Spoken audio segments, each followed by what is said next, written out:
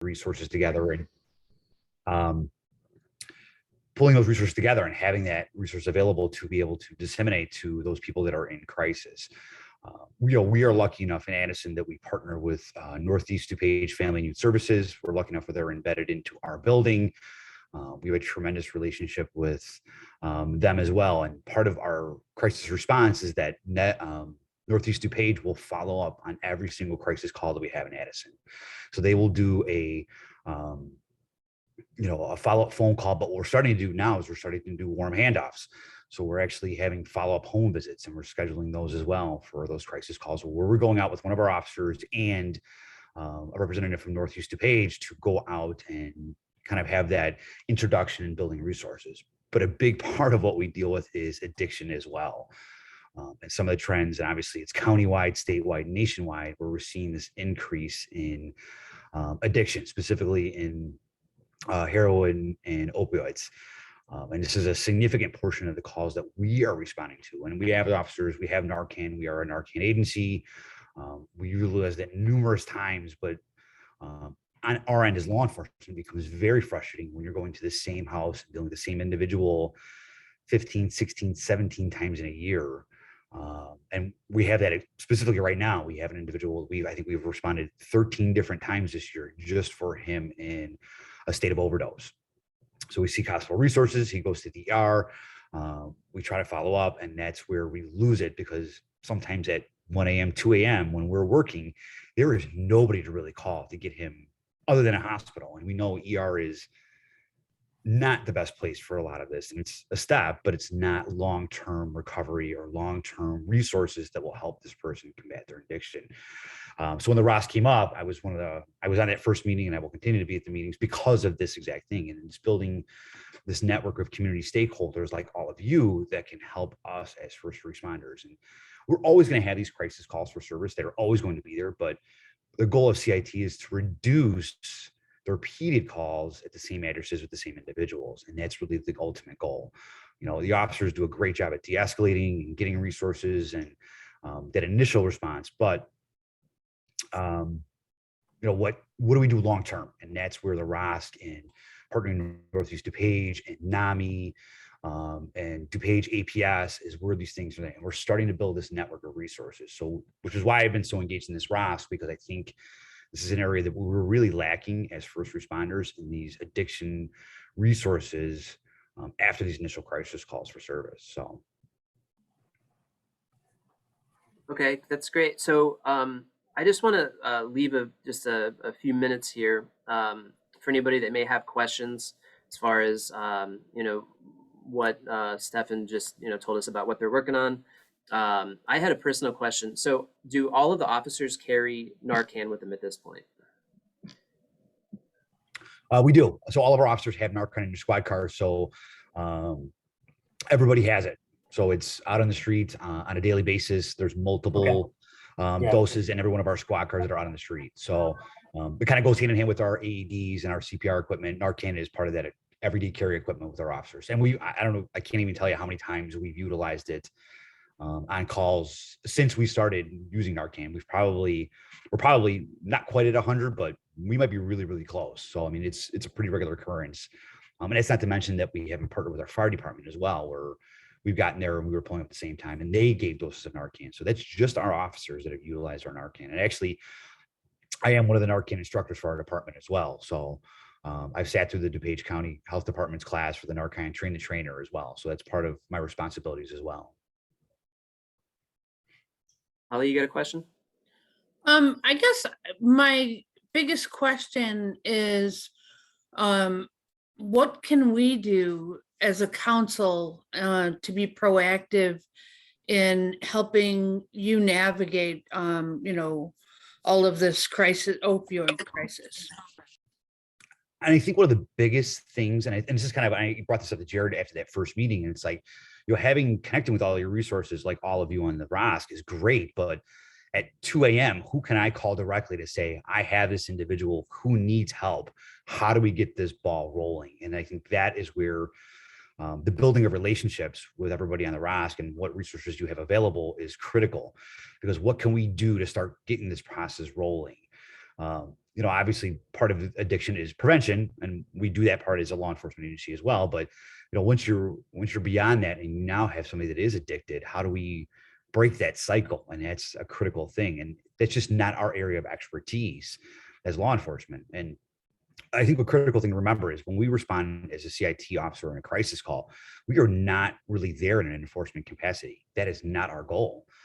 So even in an addiction type setting, our goal is not to file charges; it's to seek resources.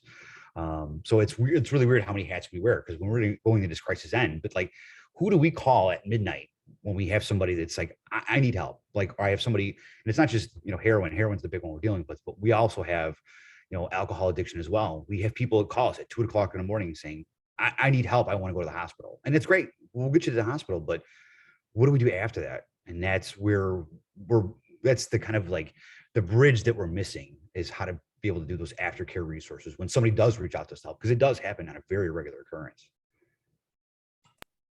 Thanks. Jarrett and I were talking. I'm Holly Brunton. I'm also with DuPage ROSC. And Jarrett and I had been talking kind of like what to envision in the future. What can we as a council come together to do? And one of the things that we discussed was, coming together, having a committee, maybe try to tackle this issue of who do you call at midnight or 2:00 in the morning, right?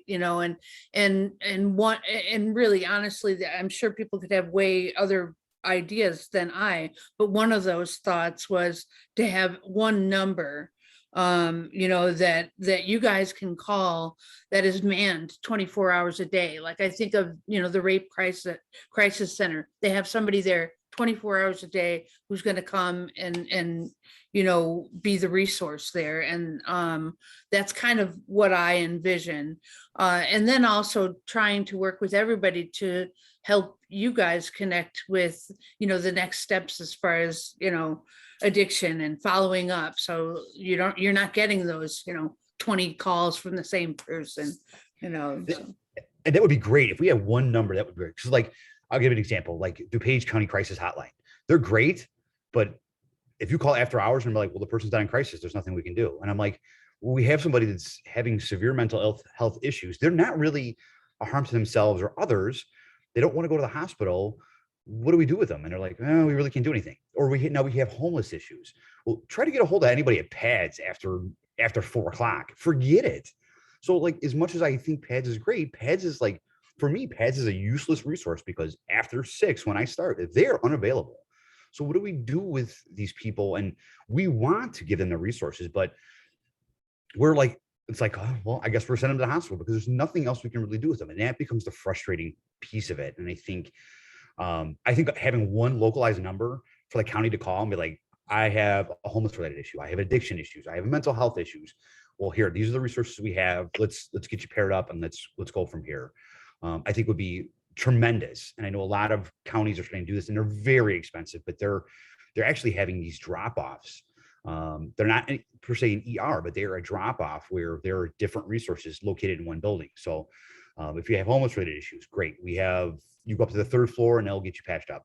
You have addiction related issues, go up to the 2nd floor, you can see a doctor and we'll get you detoxed and aftercare treatment right away. Or you have mental health related issues. And this is a vision of CIT and going forward and working with health departments. I know Lake County in Illinois is really pushing to have one of these drop-off sites, but there's one in Orlando, Florida that's very tremendous. And there's sites like these are popping up, but they're very expensive. And it's really just, we do a warm handoff as law enforcement. We take them there and the resources are right there for that person who's in crisis, whatever that crisis may be. And that is a long-term vision of CIT down the road. But again, they're very expensive, and who funds it and how do we work this? But if we could start with one localized number, I think that would be huge. Mark, you had a question? Yeah. Hey guys. Yeah, I had a question, Sergeant. I know that there's like the Elk Grove Cares program, which obviously has been actually a really big resource. I've been able to reach out to Desmond Rafferty, and he's been able to actually get people with opioid addiction into treatment, like fast tracked. Do you guys have anything similar to that? I know that they put a lot of funding into that, and I'm wondering if there are any other resources similar to that. I've never even heard of that. So that's a great resource. And this is part of the thing is I don't know everything that's out there. And now pairing up with this ROSC, now I kind of see and connect with some of these resources that are out there. I didn't even know that existed. So that is an area that I will definitely follow up. And if you could share, I put my email in the chat. Please feel free to share resources with me and I will follow up and see what we can do and put the pool of resources to our officers and then obviously Northeast DuPage, things like that. I didn't even know that existed. So that's a tremendous resource. I mean, Elk Grove is right around the corner from us. So it's an area that I would definitely refer individuals to as well. I think you have to be careful. I'm not sure if anybody knows the answer to this, but does Elk Grove, at this point, I saw some of the blowback when people were smearing them for taking people outside of their area. I know there was a big smear campaign on that. So I don't know what that resulted in, but it was pretty nasty. So yeah, Bruce, I think it's actually been phenomenal that they have taken people not just in that city limits, you know, and even if they had outstanding warrants, they said, we will process that, we will take care of that, but our priority is to get you into the treatment you need. And I think I've had really, really good experiences with quite a few peers. So yeah, and they were not in the town or village of Elk Grove. I think that's part of the issue too. Is like, you're saying, well, it's not our county or it's not our area or it's not like, does it matter? Like, okay, this person needs help, but because they're not from your town, you're going to turn them away. And I think that's becomes frustrating with us as law enforcement as well. It's like, you know, we take somebody to, I guess somebody that requests to go to a certain hospital and be like, you know, it's not in our area, so I can't really take them there. So let's go to Glen Oaks instead. And I'm like, well, that's not where they need to go. That's not where their doctors are at. And so it becomes frustrating. We have these boundaries and I think it's crazy that we have these, and I know it comes down to funding and counties and things like that, but like at this point it just becomes frustrating. It's like people need help and not every town has a resource, and we're lucky enough we do have Serenity House in town, but Serenity House operates in a different capacity, and I've referred people over to Serenity House, especially our youth, when some of the programs that Serenity House does involving youth with addiction and things like that. And we've utilized that and I push that as well. So I know I have that resource, but again, we're in a crisis call. Who do we call? Isn't there an 800 number? I can't find a card that you're supposed to call and people are supposed to put open beds in. Does anybody know that number?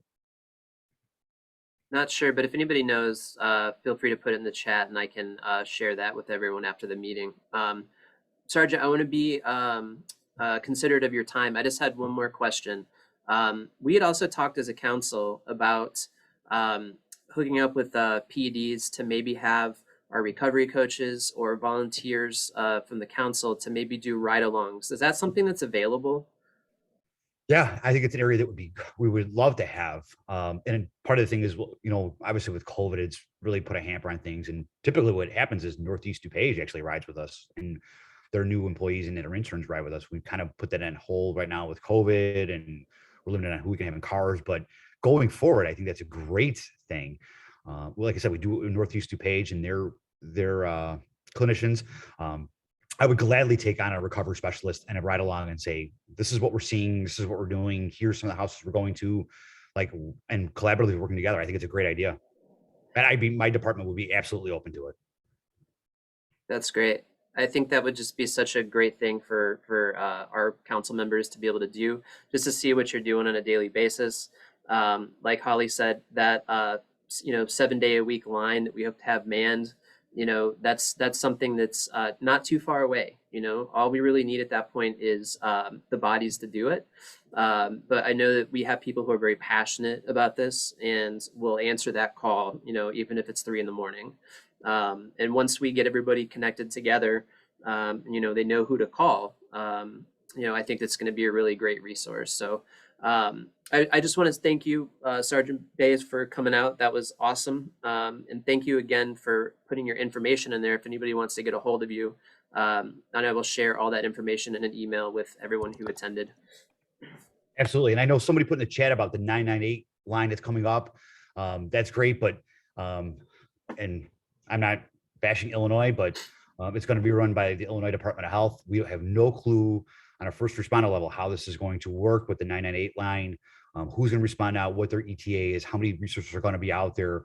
I will tell you this, when 998 comes up and running, I will tell you what's going to happen. It's still going to be us responding to these crisis calls because there's just not going to be the resources on the 998 line to have those resources go out or for immediate assistance. But I think going forward, we'll end up working with them pretty significantly. But the way things are lined out for 998 in Illinois, it is a very long process and there is very little planning, and we have less than about 6 months to get it rolling. And I don't think anybody has an idea of how that's going to work yet. So it's a great concept, but it's still lacking a lot of resources. So that is a thing that's in the timeline as well. But again, nobody's really being clear on how that's going to work. So. Well, thank you again I for, think until we for put, joining us. I'm sorry, did I step over somebody here? I think until we put a committee together and we decide what we're doing, Bruce put the most valuable resource. He posted it there, the Illinois Substance Abuse Hotline, which is a 24/7 line that will refer as well as have counselors available as in treatment facilities 24/7. I think that's a good go-to number. So if you could just share that with the council and perhaps the sergeant, and they can give it to the various officers. Right now, something's better than nothing. And until we can get our ducks in a row, that's a great tool that Bruce shared. Right. Between that and Desmond, you're off to a great start, Sarge. I'll get some local politicians involved with you too. I'll take any resource and anybody that wants to listen and help. I'm more than happy to entertain and sit down with and discuss this. And I know it's a countywide initiative, but we're starting small, and it's really, I'm worried about focus on Addison because that's my community. But even countywide efforts are great because that's, we're opening doors to other resources that are within the county. So I am open to any resource, and anybody wants to collaborate, I am open to it right now. So thank you. Officer, I'll send you a list of the living rooms. The problem is a lot of them aren't open 24/7, but yeah, that would be a perfect kind of setup for what you're describing, because the people at Stafford are people with lived experiences that would be able to start talking. So I'll send you that list. I will take it, absolutely. And I know we kind of use NAMI's living room a little bit in DuPage County as well. So again, it's during business hours and there's limited space in rooms and things like that. So, but I will absolutely take anything resource we can have. And I'll definitely share with my officers, and that's really the ultimate goal. So thank you. Well, thanks for doing what you do. I'm sorry, Cindy, did you have a question? I do. Actually, it's number one, thank you so much for your time. I really appreciate it, and for letting us know what the status is here in DuPage County. We do have a model. Some of our partners here from Gateway up in Lake County, there is the Way Out program, which is modeled after the kind of the Boston, Massachusetts model of decriminalizing addiction. And when you guys do in law enforcement encounter someone who may be ODing or maybe in a jam, seeking assistance, one of the barriers of that we experienced up in Lake County was having beds available. Which is a common problem. And so, those of us who are providers, it's difficult for us to set aside beds because the need is so great. And still the entryway into treatment for many is through an ER and an ED, and it's up to us to, as providers, to kind of coordinate with our emergency departments and get these poor souls the proper resources. So I do applaud your efforts, and that may be something, as I'm new, this is my first meeting with you guys, but it may be something that we can kind of make a petition to do, is maybe coordinate some of our beds. That would be outstanding. It'll be tremendous resource. And we know ER is that first step, but again, it's that initial, what do we do after that ER? Yeah. And that's where our follow-up and working with our social service provider and all of you is critical. So, and we will go hand in hand with resources out. It's a collaborative effort and a collaborative relationship that really is the focus of CIT, and that's what we want to do. So we are more than willing to go out with providers and to help, seek those resources. So we'd like to be included in it every step of the way as well. So thank you very much. I appreciate it. Thank you.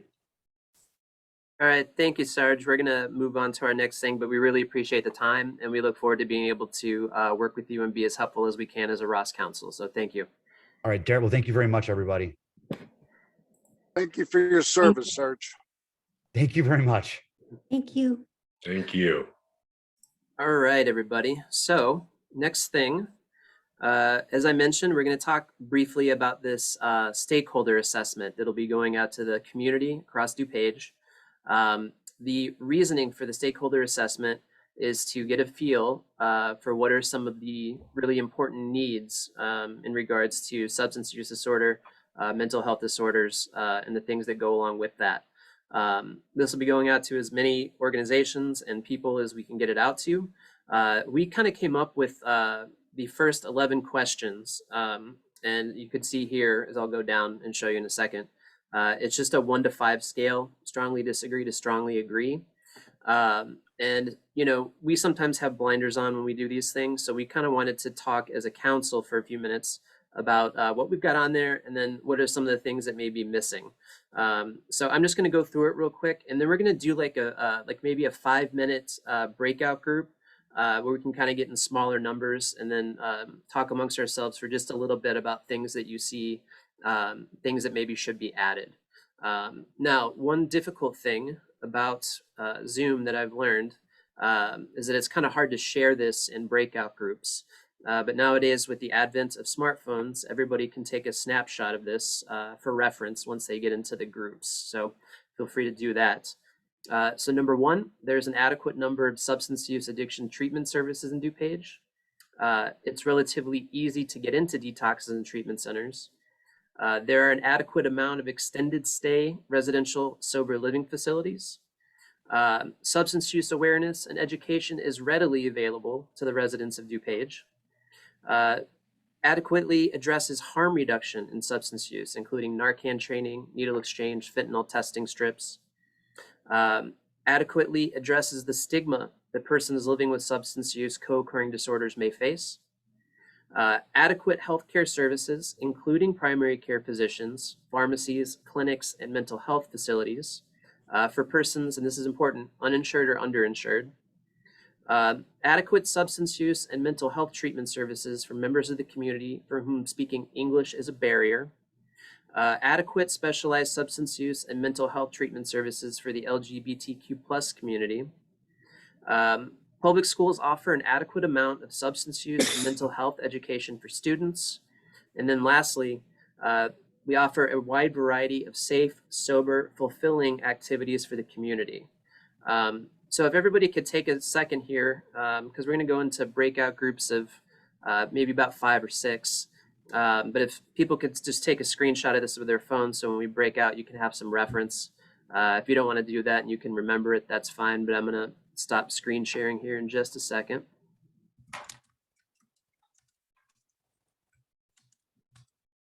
All right, so let's get these groups going.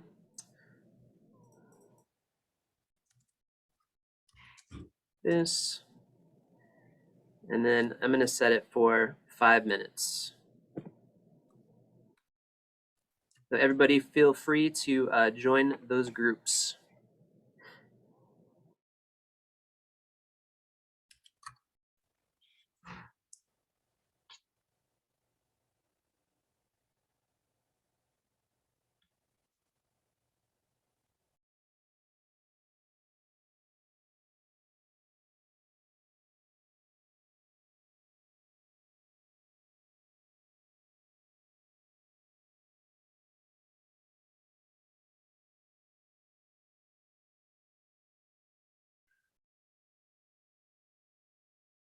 I just wanted to pop in. I'll be muted over here. Thanks. Okay, the audio is working. Good. One thing I could maybe discuss is stigma. Jim Scarpace is our executive director in Aurora, and he does, I'm not even kidding you, it is an excellent presentation on that. And also, if we do it in like a group setting, you can get, we provide like CE for that. But if you're ever looking for someone to give a presentation on that, we're a really good resource for that, and it's really, really good. But these are some very good comprehensive questions, and I'm interested to hear what you all think as well.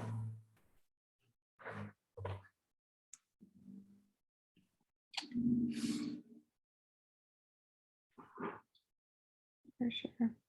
Yeah, I think we're covering so many important issues with this. One thing that I'm wondering about is, would it make sense to include a question about aftercare? Maybe knowing, you know, what kind of access is available in terms of aftercare, because that's such an important part of recovery. It's just kind of a thought. Yeah, I thought that was important too. I think when we were writing it, because, you know, a few of us in the council are, you know, persons with lived experience who've gone through this, you know, our thought was, you know, we have so many great treatment options out here, and it's, you know, an essential thing to take that first step to get in. But what happens after that 28 days or 60 days or 90 days? And to have, to be able to kind of treat a continuum over time, because it's not easy to follow a client once they leave. So it's about making sure that they've got themselves set up to succeed once they leave. So yeah, I think aftercare is super important for us. Awesome. Yeah, I do like that you use the word extended in one of the questions, because I think that's really important. That's what we find long-term is essential. I'm going to pop to a different group. Thank you all so much for your input. Thank you. I think they have one for minors. Too. Well, I guess a 3 would be, I mean, it's, For a county, it'd probably be sufficient. yeah. Oh, there's Jared. You can ask him about the rating system. Hi, what's up? What does 1 through 5, what are the rankings of it? Strongly disagree to strongly agree, 3 being neutral. So strongly disagree, disagree, neutral, agree, strongly agree. So 1 is disagree. It goes, so the 1, it goes 1 is strongly disagree, okay, up to 5, which is strongly agree. Gotcha. Oh. So I probably would put 4 for myself. Yeah, I would put a 3 for me. What about getting into detoxes and treatment centers? Getting in is harder. Yeah. Yeah. And Jared, they were saying on number 1 that there's places for opiates and a drug addiction, but there's not for other addictions like Process addictions. Yeah, other Sure. addictions. Yeah. That's a really good point. So substance would be a little higher than it would be for Right, process. for other. Yeah. Right. I mean, the only process place I know is Timberland, you know, Timberland Knolls. I mean, obviously mental health, I mean, Linden Oaks and stuff like that, but that's not what it's really asking. It's just asking about, because the next question is, DuPage County has an adequate amount of extended stay residential sober living facilities. So, I mean, I know we have a few sober homes, but most of them are not regulated under DAS. I think Serenity House is only extended to my knowledge. We're gonna jump back in, so hold that thought. Okay. And you go after your own insurance. You get reimbursed if it's allowed. More and more people are staying away from insurance because none of them are in network. All right, so everybody's making their way back in here to the main room. There was some really, I popped into a couple of the rooms, there was some really good stuff, and a couple of things that I definitely hadn't thought of. So I would love to kind of hear from groups some of the things that you spoke about for the next maybe like 4 or 5 minutes. So what were some of the things on that assessment that maybe we were missing or we can expand upon? If anybody wants to jump in, feel free. Well, I think that you should, I mean, when you talk about DuPage, I was saying this to the group, I'm giving you an example. Obviously, I represent the SHARE program. We're in Hoffman Estates. It's 20 minutes from DuPage. I mean, I can remember calling on a representative there and telling her, we're 20 minutes from this office. You know, it may take somebody more time to get somewhere in DuPage. I think by using the words and saying DuPage, it should be DuPage and surrounding areas, because there's agencies outside of DuPage that are quicker to get to, I'm sure. Yeah. So I think we need to take the blinders off. That's a good point. I Thank you, agree. Bruce. DuPage Medical Group just changed their name to Dooley Yeah. because they've expanded to Indiana. We should not limit ourselves to any geographical territories. That's a really good I point. refer to SHARE. Thank you, Sonny. I think we all refer to SHARE, and we definitely appreciate that organization. Thank Can I you. comment? Can I comment on the transportation issue? Yes, please. I've been working with a veteran and through the ROSC, and I found out that through like his aftercare after detox, he went to IOP, and now he's in outpatient. But through his medical insurance, they have set up transportation services for him to get the treatment. So I mean, if people don't know to ask, you know, they're not gonna get the services that are needed. So just to put that out there, I mean, maybe I don't know exactly what insurance company he has.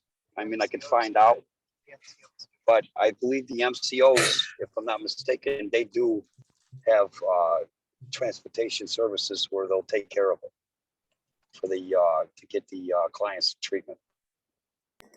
So maybe specifically putting something on that about transportation as far as like geographically being able to access the services.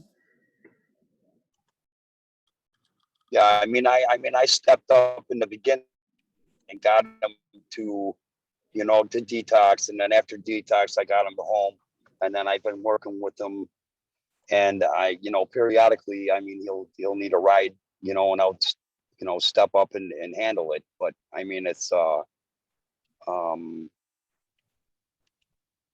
the insurance companies themselves, if they don't ask, you know, for the services to be available to them, or if they are available, I mean, the insurance people aren't gonna, you know, say anything about it.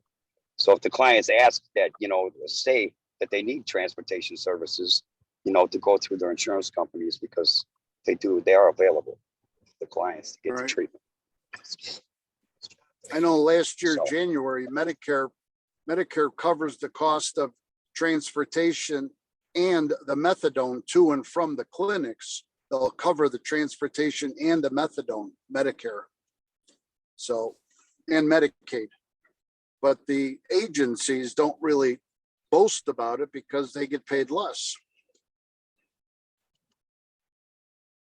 So like you say, it's up to the client to be made aware of it, but I don't know how, you know, they tell the employees, don't be mentioning it to the patients.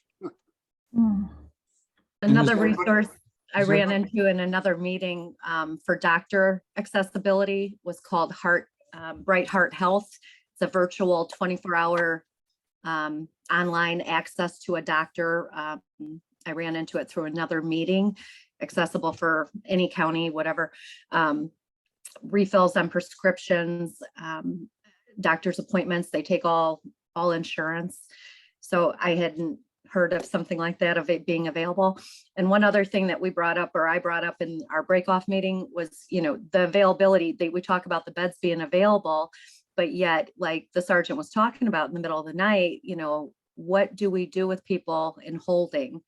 You know, we don't have a crisis drop-off center. So, you know, we have to utilize the ERs as a holding pattern, or a person's home, or a detox, you know, that could get them in 24 hours. Is that something on the future that any of the resources or sheriffs or counties or treatments are considering, that he was kind of talking about? One other thing I wanted to say, and I see that there's representation for Representative Conroy on, and I appreciate her being a co-sponsor of that House Bill 4238. Is everybody familiar with that? It's, I think, they're trying to get to the magic number of 60 co-sponsors so that something could happen, because it's going to address some of the very things we're talking about, like raising salaries so we can get, you can make more money making tacos than, working in the field. So if anybody wants that information, let me know.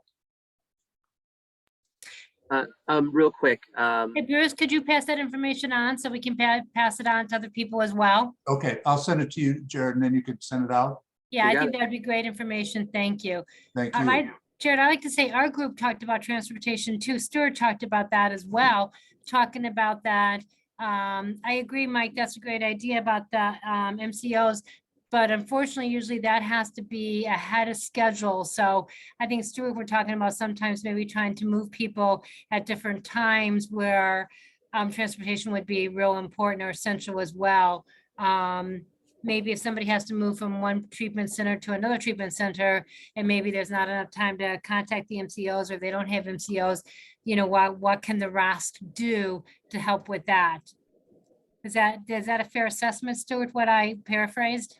Yeah, absolutely. Because certainly the last thing we want is someone not getting the resource they need or getting to the treatment they need because they can't get there.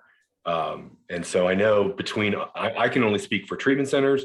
We're utilizing Uber, and some folks have their own transportation vans and such.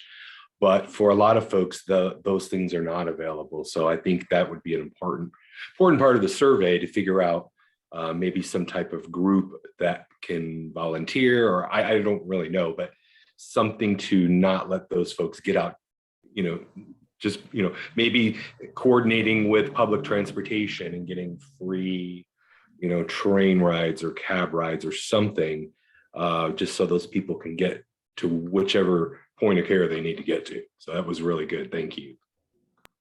And I was going to say, a lot of these issues too that we're talking about, transportation, on calls for responders, things like that. These are some things that we might be able to find some solutions for once we start making some subcommittees, which won't be too far away. I know somebody that, if someone's looking for transportation to and from somewhere, really can't get to an appointment, maybe we have, like an on-call transportation committee that, someone can come and help them with that if the time allows. These are the sort of things that we hope to solve by, creating things like this and kind of building those committees. So those are things that'll be topics at future meetings. And I think, all of this stuff is very crucial for us to hear because, like I said, we come up with these ideas for these assessments and sometimes we don't take everything into account. So we appreciate it. Was there any last comments on the assessment before I kind of wrap up a couple things? All right. So just wanted to share the last thing. So, and I know I've been pitching this at all the meetings before this. Through the ROSC, we are providing recovery coach training. So this is the CCAR Recovery Coach Academy. Our very own Holly Brunton is the trainer, and she does an amazing job. And as she said earlier in the meeting, this is free. The only cost is $50 for materials. Other than that, this is a completely free training. We've had, members of the ROSC go through and do this training. I've done the training. It's pretty phenomenal. Our next training sessions start this weekend. And I could be wrong, but I do believe we have a couple of more spots. So if that would be something that would interest you, the information is right here. You can email Donna Bernard, or if you have my contact information, you can contact me and I can help facilitate that. Holly, did you want to mention anything specifically about these trainings? Hi. So yeah, I'm really excited about this next training. It's very interactive, and so it's not one of those you go and you sit and you kind of fall asleep. You're going to be working, and it turns out to be a lot of fun. I'm grateful to have been trained with that particular curriculum. If you can't make this one, we're definitely going to be having another one in the future. My goal is 3 or 4 a year. So excited to talk to you. Feel free. I think I can put my name out there too, or contact Jarrett. Thanks so much. Are they live or virtual? They're live in person. Yeah. Yeah, they're being held at Serenity House in Addison. Yeah, so just right over here in Addison, and we do it in our big hall, spaced out and everything. So we're following all those protocols with masks. So it's a really cool thing, and for free, you really can't beat it. And it's a great way to learn about the multiple pathways of recovery. There's no one right way to recover. We really try to focus on that. And so for those of us who maybe don't work in the field and are looking to get into it, this is a great entryway into doing that. So I highly recommend it. So for the last I read it's IODAPCA approved. Yes. Correct. Nice. Yep. Thank you. You're welcome. Can't beat all those free CEUs. Yeah, true. I'm going to share the screen one more time. So just for the schedule, if there's no confusion, it's 3 consecutive weekends. So it's on Fridays from 6 to 10 p.m. and then Saturday from 10 to 4 for 3 weekends in a row. And then after that, Holly walks you through next steps on, how to get your certification. Being part of the ROSC is also helpful for making contacts if you need to go and do observable hours, things like that to get your certification. This is a great thing to be a part of. So yeah, 3 consecutive weekends. I've got like 2 minutes left and we'll let you guys go. Real quickly, is anybody working on anything they want to let us know about? I'm just gonna leave a couple minutes here for feedback, either your organizations or things you're seeing. I want to hear from you for a couple minutes. I'd like to share. My name is Sabrina. I'm from the clinical director at Stonecatchers Counseling.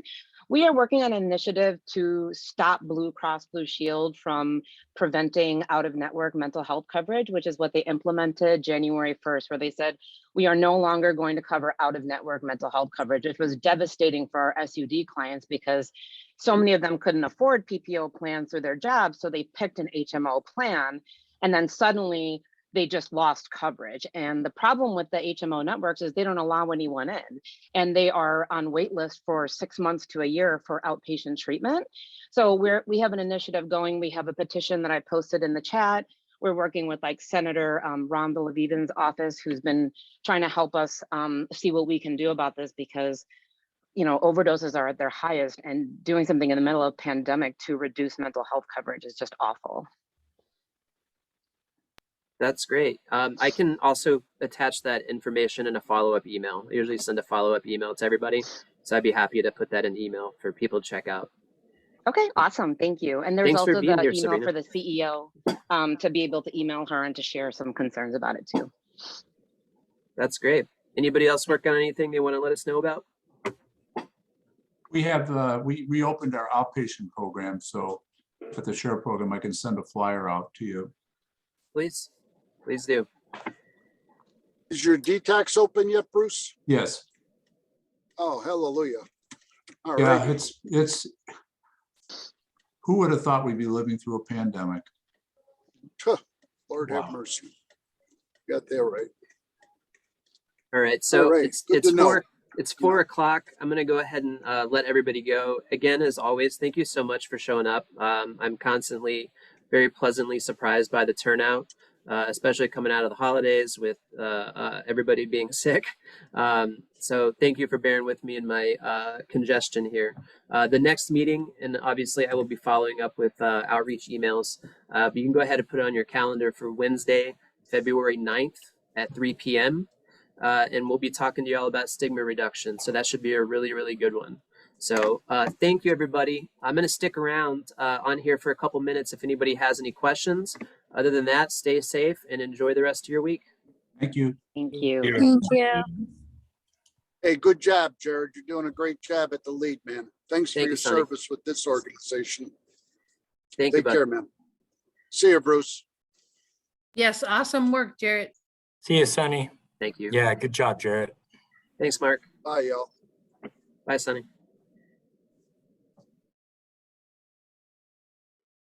Hey, Mark, what are you Yeah. working on lately? Oh, let me see how many plates. Only got a few, but hey, Yeah. never enough, man. Never enough. Why do you ask? Just curious. I know Yeah. obviously about what your gig is, but I feel like I don't get to talk to you about the day to day. Yeah, no, well, I'm super looking forward to getting close and working in the trenches with Holly here coming up Friday. You know, and then you know, got sober skate not this Sunday but next Sunday over at Roselle, and you know, hopefully things will go off. We're gonna do social distancing, masking, all that good stuff, but we gotta have some fun, man, in recovery, you know, and then you keep sending pigeons my way, so I got those calls every night. You know, and then you know, honestly, just you know, this is kind of like a dream come true. This ROSC, man. You know, just because for a guy, especially new to the you know the business side or you know the working side of recovery, you know, I kind of NADAC has been a great thing for information, but how do I find those resources? And for me, you know, it seems like you Google stuff, and I'm just, and like the young lady mentioned, I'm more lost. I feel like you know, I'm actually giving somebody more information and less resources. And I want to give them more resources, less information. I want to keep it simple. You know, and so like I said, I'm super excited because it seems like never fails, right? Everything just seems to be falling into place in some way, shape, or form, as long as I keep showing up. So yeah, I'm super stoked on this, and thank you, man. Thank you for allowing me to be a part of it. You're definitely not the first person who's told me they've already been able to make some good connections and referrals.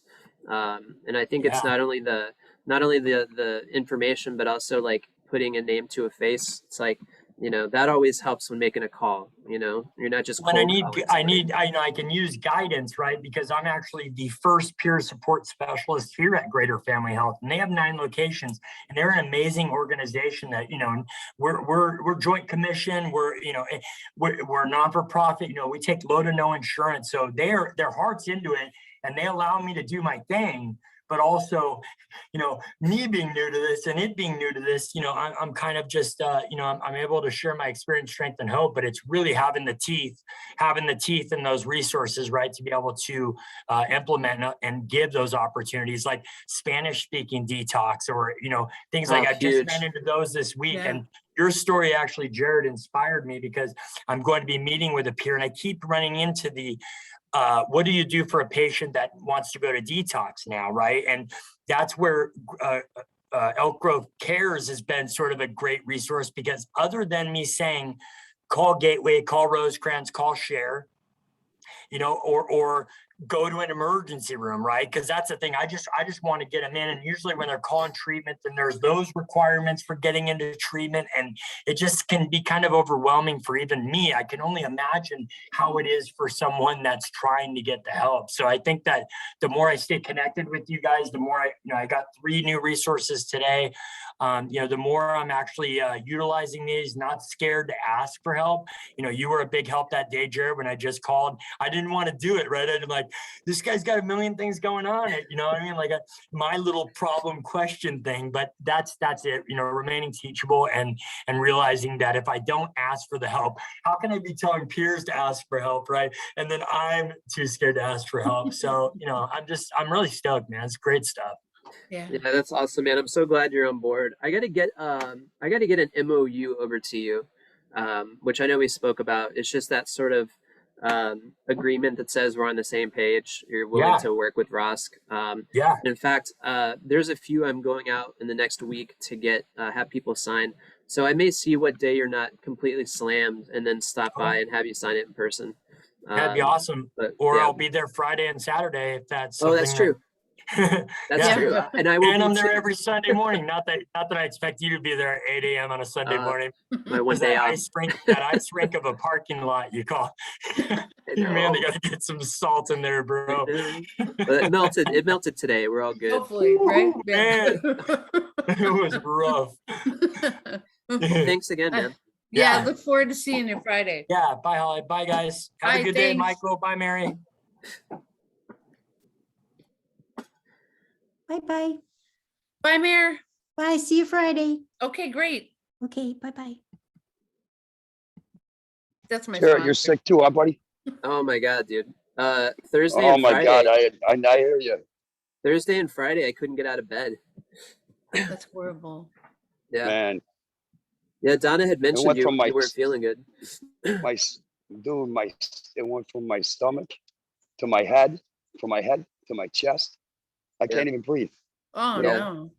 Yeah, Did you so test positive? no, I did not. Oh, wow.